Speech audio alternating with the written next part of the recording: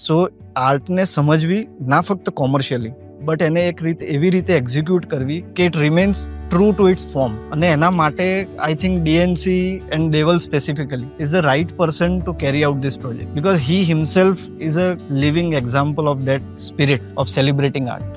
Art according to me એક એવી વસ્તુ છે કે માણસના સોલને જીવતું રાખે. Not everybody can be an artist but everybody has an potential. એનામાં એક કુદરતી બક્ષિસ લગભગ દરેક માણસમાં છે કે એ કળાને એપ્રિશિએટ કરી શકે and which can nourish his or her soul. અને એના માટે થઈને જીવનમાં કળા સાથે જોડાયેલા રહેવું એ બહુ અગત્યનું છે. તો આજની જે ઇવેન્ટમાં મેં જોયું કે બાળકોને આવું એક જગ્યા મળે જ્યાં સરસ એ પોતાની જાતે ઇન્વોલ્વ થઈને રોક સાથે હોય કે બીજી કોઈ પણ રમત હોય પણ એના માટે એક એવી સ્પેસ જોઈએ જે એમને એ ઓપોર્ચ્યુનિટી આપે. આર્ટસ્કેપ જેવી જગ્યા હોવી દરેક સિટી માટે, અમદાવાદ માટે અગત્યની એટલી છે કે બાળકોને આ એક્સપોઝર આર્ટનું અથવા આવી એક્ટિવિટીઝનું એ મળવું જરૂરી છે. એટલા માટે આવી જગ્યા is something which is must.